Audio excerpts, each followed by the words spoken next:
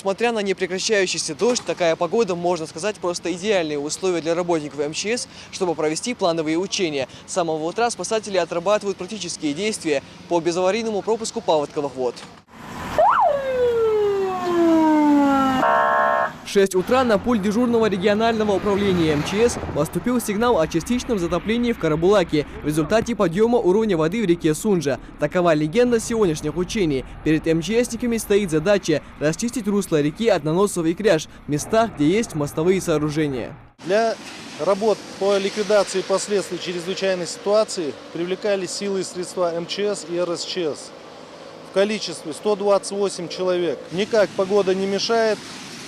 Учения проводятся, как вы видите, в штатном режиме, то есть никаких нарушений нет, все укладываемся по срокам.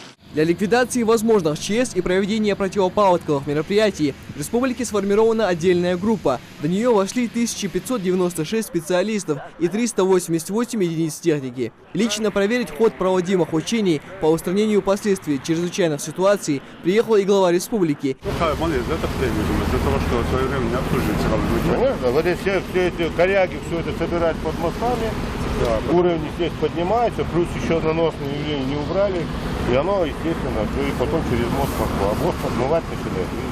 Для подготовки к безаварийному пропуску паводковых вод в регионе в этом году межведомственной комиссией проведено масштабное обследование русел, рек, каналов и ливневой канализации. Паводкоопасный период в республике наступает во второй половине мая. Его пик приходится на конец этого месяца и начало июня с выпадением ливневых осадков и повышением температурного режима в горах. Микаэл Тангиев, Адам Далаков, Новости 24.